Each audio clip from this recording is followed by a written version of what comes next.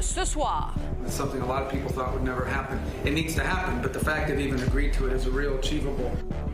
Une entente sur le désarmement du Hamas en échange du retrait des troupes israéliennes. C'est un test de foi et de confiance. Si vraiment le Hamas est sérieux, alors on peut aller dire que nous sommes sur un chemin pour la libération du district de Gaza. Poursuite de la crise migratoire, des dizaines de milliers de migrants traversent du Maroc à l'Espagne. Bueno, lo que ha sucedido efectivamente es una violación de la integridad territorial de España, de las fronteras de una ciudad española como es la ciudad de Ceuta. Et c'est le coup d'envoi du festival Osheaga au parc Jean-Drapeau à Montréal.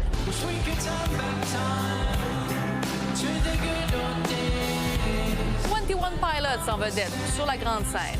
Il est 17h, voici votre nouveau info.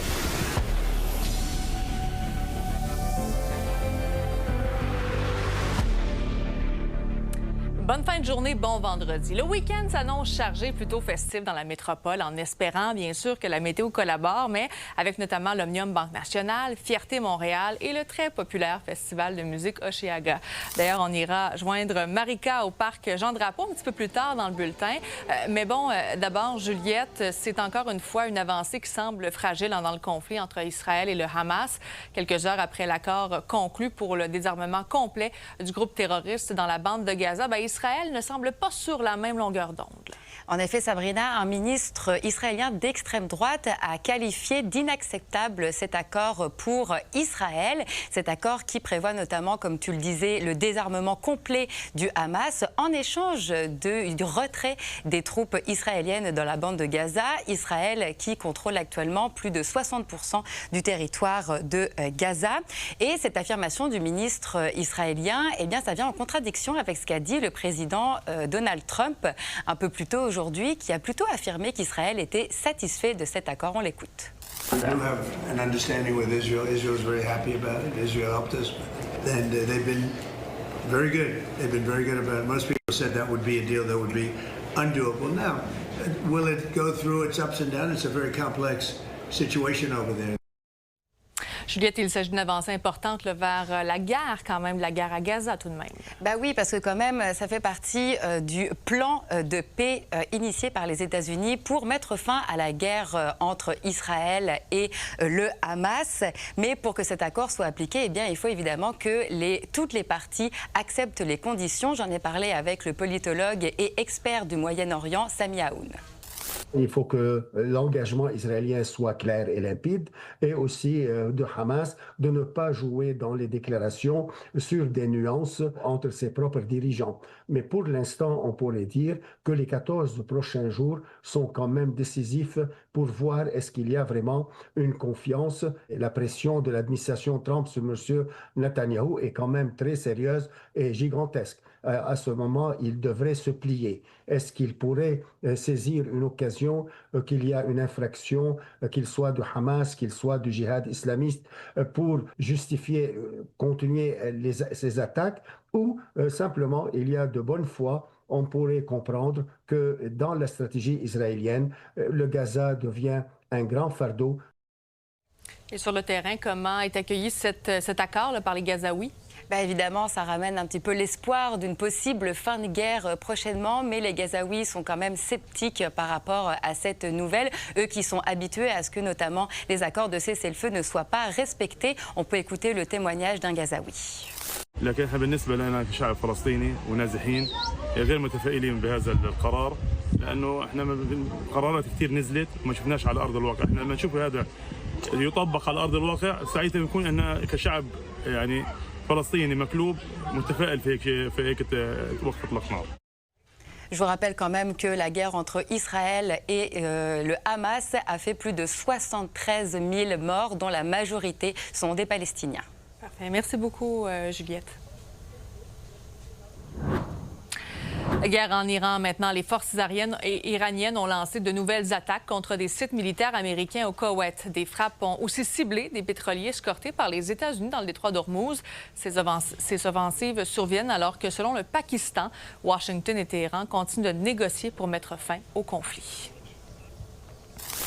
La crise migratoire dans l'enclave espagnole de Ceuta se poursuit aujourd'hui. Madrid a d'ailleurs annoncé en soirée que plus de 48 000 migrants sont rentrés au Maroc sur les 60 000 qui ont afflué.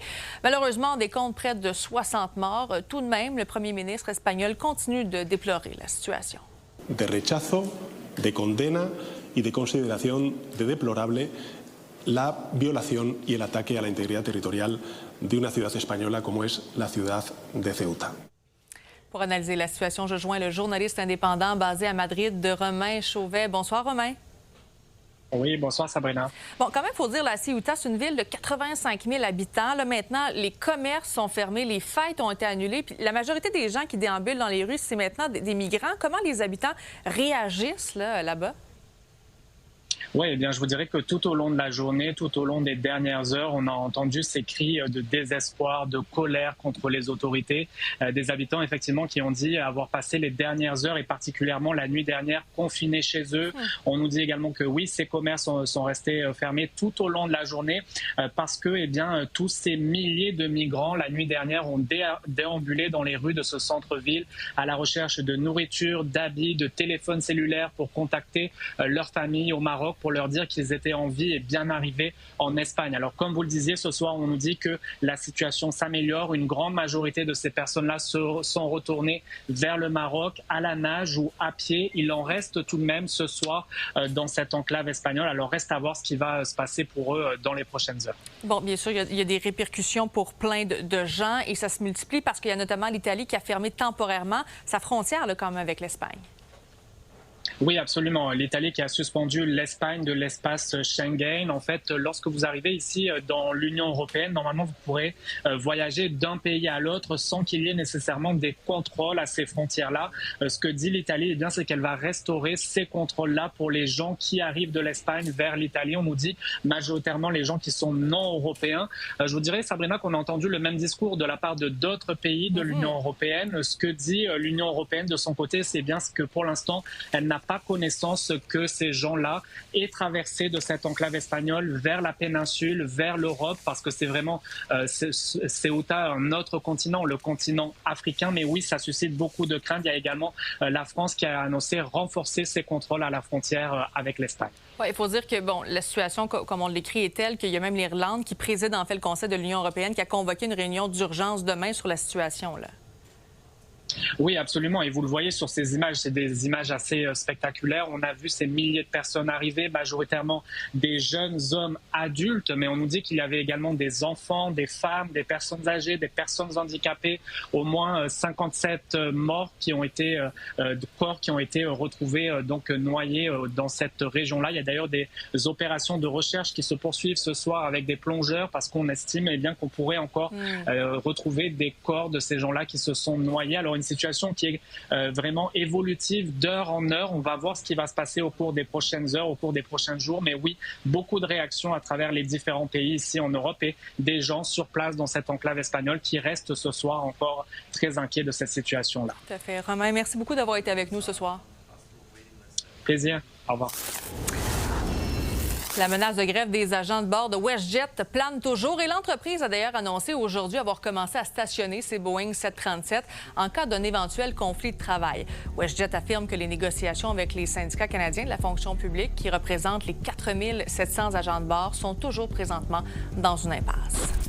Puis, il y a Couche-Tard qui souhaite réaliser la plus importante acquisition de son histoire. L'entreprise qui veut acheter une chaîne de dépanneurs polonais pour la modique somme de 12 milliards de dollars. Zabka, dont le nom signifie grenouille en polonais, compte plus de 13 000 magasins en Pologne et en Roumanie. La transaction doit maintenant être soumise aux autorités réglementaires. Elle devrait être finalisée au plus tard en décembre.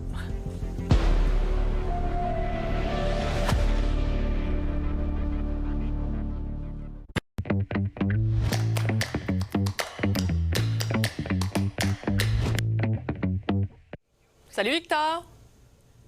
Salut Sabrina! Bon, on va parler de santé, plus particulièrement de la ligne Info Santé, le 811, là, qui a toujours été vendue comme étant la première ligne avant de se présenter à l'urgence pour obtenir des informations médicales. Mais là, c'est qu'on a appris aujourd'hui que depuis le début du mois de juillet, le temps d'attente sur la ligne téléphonique, c'est d'environ 3 heures en moyenne. Ça vient pas un peu contrebalancer, c'est-à-dire qu'à un certain moment, on se dit on veut se retourner vers quelque chose de rapide. Ça commence à être long, une moyenne de 3 heures, là. C'est absolument ridicule de voir à quel point on accepte aujourd'hui des choses complètement anormales comme si c'était une certaine normalité, parce qu'on sait que le temps d'attente dans le réseau de la santé, c'est un enjeu majeur duquel le gouvernement a de la misère à s'occuper depuis 50 ans. Ce qu'on a appris ce matin pour la ligne 8-1, dans le fond, c'est le reflet de ce manque de personnel, de cet enjeu qu'on a avec, par exemple, avec les infirmières. Et ce qu'on se rend compte à ce moment-ci, c'est que la première ligne est un problème, mais elle l'est même maintenant au téléphone. Les gens, malheureusement, vont se tourner vers quoi? ChatGPT, Claude, Google, ce sera eux nos conseillers en santé. C'est vrai. Mais Santé Québec nous a dit aussi que normalement, le délai d'attente est d'1 heure environ. C'est quoi ton avis par rapport à tout ça? C'est loin d'être parfait, là. Là, j'ai un problème avec le message qu'on porte du côté de Santé Québec, parce qu'à partir du moment où est-ce qu'on nous dit « Ah non, finalement, faites-vous-en pas, c'est pas 3 heures, c'est 1 heure seulement », c'est qu'on accepte ce 1 heure comme étant un délai normal. Et là, ce qu'on se rend compte, c'est que dans le fond, on parle seulement d'1 heure sur une ligne téléphonique, où est-ce que ce qu'on nous dit, c'est appeler un médecin, aller à l'urgence ou attendez 24 heures. Et à ce moment-ci, moi, la question que je me pose, c'est qu'est-ce que les gouvernements vont amener comme solution novatrice pour nous assurer d'avoir une première ligne qui fonctionne? Ça fait plus de 50 ans que les CLSC ont été lancés. On nous parle encore des CLSC comme la première ligne idéale. Et ce qu'on voit, c'est que même le système téléphonique ne fonctionne plus avec efficacité. Peut-être que l'intelligence artificielle devrait remplacer tout ça, finalement. Qui sait? Mais là, vraiment, on a l'impression que c'est vraiment chronique dans notre système de santé, bien sûr, les longs délais d'attente. Mais là, qu'est-ce que dit Santé Québec aujourd'hui pour se justifier? C'est que les gens sont plus malades. On est quand même en juillet, c'est pas l'hiver non plus. Ce qu'on nous dit, et c'est vrai, c'est qu'il y a une augmentation majeure du nombre d'appels. Ce qu'on comprend, c'est qu'au mois de juillet, il y a plus de 40 000 appels de plus. Donc, clairement, il y a un besoin, parce que dans le fond, c'est un effet entonnoir, Sabrina, qu'on voit. Le système de santé a de la misère à accueillir son monde. Donc, les gens vont de plus en plus vers le système téléphonique. Et là, il y a un bouchon qui se crée dans cet effet d'entonnoir-là. J'ai bien hâte de voir ce que les partis politiques vont dire en vue de la prochaine élection. Oui, bien justement, ça risque de rester au cœur des débats lors de la prochaine campagne électorale. Est-ce que tu penses que ça doit être encore en premier ou en deuxième? On parle tout le temps santé-éducation. Faudrait que ça demeure? Tu sais, quand on regarde les élections, les différentes analyses, la santé est toujours dans le top 3 des sujets. Je pense que le sujet des tarifs risque de prendre beaucoup de place, mais la santé sera pas loin derrière. La question, par exemple, c'est est-ce qu'on va nous proposer les mêmes solutions réchauffées ou est-ce qu'on va nous donner du nouveau? J'ai l'impression que j'ai entendu 150 000 fois la promesse de baisser le temps d'attente dans les urgences. Ça, c'est vrai. On peut retourner dans les manchettes il y a plusieurs années, puis on dirait que c'est tout le temps la même chose. Victor, merci beaucoup. Bon week-end. Bon week-end. L'ancienne gymnaste roumaine Nadia Comaneci poursuit sa visite chez nous dans le cadre des commémorations des Jeux de 1976. Aujourd'hui, elle était de passage à l'Université de Montréal. L'institution lui a décerné un doctorat honorifique. La reine des Jeux d'été a reçu cette distinction lors d'une cérémonie tenue au Sepsum en compagnie d'enfants qui participent à un camp de jour inspiré de l'univers olympique. Bon, c'est un week-end chargé qui débute à Montréal et parmi les incontournables, il y a bien sûr l'Omnium Banque Nationale. Et cette édition promet parce que le Québécois Félix Auger-Aliassime est la deuxième tête de série. Lily Mercure s'est rendue sur place. Les derniers préparatifs se sont tenus aujourd'hui au Stade IGA à la veille du lancement de l'Omnium Banque Nationale. On se sent fébrile, mais en même temps, on est excité. On a vraiment hâte de voir les amateurs. Il y a beaucoup de choses qui sont nouvelles, fait qu'évidemment, notre programmation continue d'évoluer. Le fait aussi qu'on est rendu sur un format sur 2 jours fait qu'on commence le premier week-end, encore une fois, avec les qualifications, mais on a une seule journée de qualification comparativement avant. Maintenant, dès le dimanche, on tombe dans les matchs du premier tour. Aussi, les gens doivent s'attendre à une surprise quand ils vont arriver sur le court central cette année, parce que pour la première fois, le tournoi à Montréal va avoir des écrans LED, des écrans LED sur le court directement. On était un des derniers tournois du Masters 1000 à se munir de ce type d'équipement-là. Sur le terrain, l'enthousiasme est palpable. C'était ce matin qu'avait lieu le tirage au sort. La deuxième tête de série, le Québécois Félix Auger-Aliassime, se retrouve dans le bas du tableau, ce qui lui permettra de profiter d'un laissez-passer au premier tour. Félix va prendre ça un match à la fois, persuadé que lui ne veut pas regarder trop l'ensemble du tableau pour l'instant. Mais je pense que, somme toute, c'est quand même un bon tableau pour lui. Oui, il y aura de bons tests, mais en même temps, tu veux avoir des matchs quand même assez relevés aussi dès le début du tournoi pour bien entrer dans ton tournoi. À chaque année, il y a des surprises, évidemment. Ça fait en sorte qu'on a vécu différents contes de fées aussi. Un conte de fées, le tournoi en a connu un l'an dernier avec la jeune sensation Victoria Mboko. La joueuse de 18 ans avait été déclarée championne en titre. C'est d'ailleurs l'an dernier que l'Omnium est passé d'une durée de 7 à 12 jours pour se rapprocher d'un format d'un tournoi du Grand Chelem. On parle quand même de quelques 290 000 visiteurs par année. 30 % de ces gens-là proviennent de l'extérieur de la métropole. Et donc ça, c'est des gens qui viennent pour 2, 3, 4 jours, voire plus. Donc, ils dorment dans les hôtels, ils mangent dans les restaurants avant ou après les parties.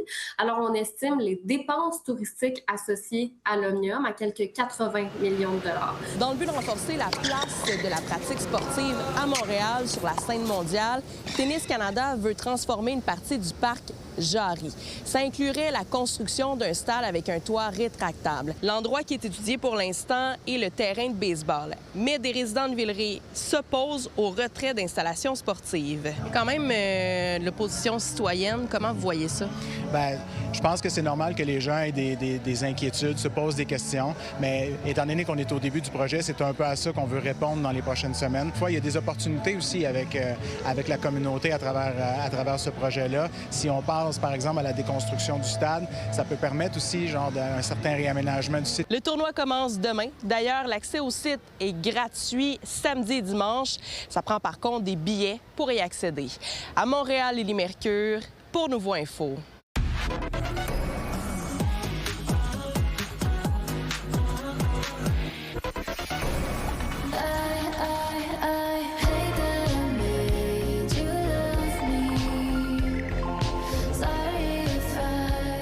Celle qu'on vient d'entendre, c'est Ariana Grande, qui est d'ailleurs à Montréal ces jours-ci. Elle a lancé un nouvel album aujourd'hui. Petal, c'est le titre de ce nouvel album d'Ariana Grande, 8e album pour la chanteuse qui lance ça à Montréal. Donc, pour compléter cette trilogie de spectacles, 3e représentation ce soir au Centre Bell, elle nous offre cet album-là. Et elle s'est venue ce matin avec un vidéoclip de Petal, de la chanson titre. Un vidéoclip assez cinglant. Oui, il y a du sang là-dedans parce qu'elle n'est pas bien contente, parce que son personnage passe des auditions, puis à chaque fois, le jury, il dit non, t'es pas assez. Fait que, ben, ça donne ça.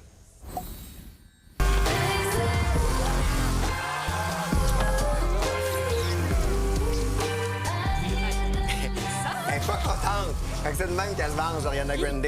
Donc, chanson qui parle un peu de tous ceux et celles qui l'aiment pas, le public qui la critique. Ben, ça a donné la chanson Petal. Ah, ben quand même. Maintenant, on va aller sur Annie Villeneuve, qui, elle, a revisité son grand classique « Tombé à l'eau ». Hey, je suis tombé de haut quand j'ai entendu cette chanson-là. Ce remix de Tombé à l'eau d'Annie Villeneuve, c'est tellement bon, on l'écoute.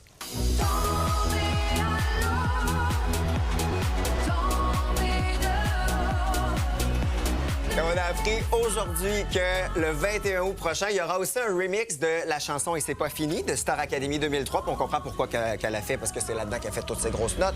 Donc, il y aura un remix de « Et c'est pas fini ». Ça va sortir le 21 août. Elle dit « J'avais le goût d'offrir un son plus estival à ces chansons-là. C'est des chansons qui sont tellement aimées par le public. Donc, elle revisite ces classiques avec un son encore plus actuel. » Oui, et sinon, il y a Spider-Man qui reprend du service. Ouais, Tom Holland qui reprend son rôle de Spider-Man dans Spider-Man Un nouveau jour. Zendaya qui sera mise en vedette également dans ce film-là. Donc, on nous ramène là où le dernier film nous a... On est 4 ans après les événements du dernier film. Voici un extrait de la bande-annonce. Qu'est-ce qui m'arrive? Je t'ai manqué, Spider-Man? Je suis plus moi-même. On se rappelle que Doctor Strange, dans le dernier film, avait fait en sorte qu'on ne se souvenait plus de Peter Parker. Donc, tout le monde a oublié son existence. Fait que c'est un Spider-Man qui se sent un peu seul, qui va quand même toujours tenter de tout faire pour sauver, pour aider dans sa ville qui est New York. Mais un Spider-Man un petit peu plus... qui se sent un peu seul. Peut-être en terminant un petit mot là, sur le début de Fierté Montréal. Fierté Montréal, oui, ça débute. C'est jusqu'au 9 août. Ça va se compléter avec le grand défilé, évidemment, qui aura lieu le 9 août. Puis d'ici là, plein de festivités un peu partout à Montréal. Il y a différents spectacles qui sont gratuits. Donc, la Fierté qui est officiellement lancée à Montréal. Merci beaucoup. À ce soir. Au retour, on va joindre Marika Simard au parc Jean Drapeau pour Hochelaga. Un des festivals de musique les plus courus de la métropole, Hochelaga, qui débute aujourd'hui. L'événement accueille plus de 40 000 festivaliers par jour et je joins Marika qui est sur place parce que ça prend beaucoup de travail en amont pour accueillir autant de monde. Et toi, tu as été chanceuse, tu as assisté là, au dernier préparatif aujourd'hui. Oui, et d'ailleurs, hier après-midi, je jasais avec Nick Farkas, qui lui a fondé le festival il y a 19 ans de cela. Puis il me disait à la blague que cette année, il y a autant de travailleurs qu'il y avait de festivaliers lors de la première édition en 2006. C'est à peu près 3500 personnes là, qui travaillent pour mettre tout ça en place. Il y a évidemment des agents d'entretien, des agents de sécurité, il y a des techniciens de son, des techniciens d'image, mais il y a des gens qui font des métiers dont on soupçonnerait même pas l'existence. J'ai par ailleurs jasé avec Jean-Charles Beaubois, dont le métier est de gérer l'élément le plus imprévisible, et j'ai nommé la météo. Alors lui, ce qu'il fait, c'est qu'il se trimballe avec son camion satellite d'un festival à l'autre et il détecte les éléments qui sont susceptibles d'être dangereux, comme la poudre ou encore les grands vents. Et là, je me suis invitée dans une rencontre d'équipe avec le directeur de la sécurité et le directeur des opérations. On l'écoute. Monsieur Jean-Charles, vous allez bien? Oui. Salut Jean-Charles. Fait que là, Éric, toi, tu venais voir comment ça se passait aujourd'hui, c'est ça? Oui, bien, j'avais pas eu de discussion météo avec lui. Je m'ennuyais aujourd'hui. Fait que je lui ai dit, bien, il est ici, je vais en profiter. Puis, bien, c'est sûr qu'on est toujours intéressé de savoir s'il va pleuvoir, entre autres, parce que cette semaine, c'était un peu incertain. Qu'est-ce qui inquiète Éric, là? Qu'est-ce qu'il veut pas voir sur ton radar? Il veut pas voir d'orage. Cette année, mois de juillet, 25 jours d'orage consécutifs entre Montréal et Québec. C'est énorme. On n'a jamais vu ça. Je crois qu'on travaille ensemble depuis 5-6 ans. C'est la première année où on a 25 jours d'orage. Et puis, il y a des choses supplémentaires. On en parlait avec Alain côté sécurité. Quand il fait très chaud, par exemple, il y a le public qui arrive tôt. Ils vont surveiller. Est-ce qu'ils ont assez bu, qu'il n'y ait pas de malaise, ce genre de choses. Oui, bien, bonjour Alain. La sécurité, oui, c'est eux autres qui vous inquiètent le plus. Nous autres, on a un principe en sécurité, c'est qu'on prend soin du premier kilomètre d'arrivée de la clientèle avant les portes d'entrée et aussi le dernier kilomètre quand ils sortent du site. Alors, je vous donne un exemple. Samedi, l'artiste principal va attirer une clientèle plus jeune, disons 14, 22, etc. À ce moment-là, nous, on est déjà aux aguets. On a des gens déjà en position à partir de 7 h, même 6 h le matin. Sabrina, on pourra se reparler dès 22 h. Oui, bien sûr, tu seras en direct avec nous dans le bulletin de 22 h pour nous donner, en fait, les derniers éléments là, de la première soirée de chez AGA. Merci beaucoup, Marika. À plus tard. Alors voilà, là-dessus, passez une agréable soirée. Puis nous, on se retrouve à 22 h. À plus tard.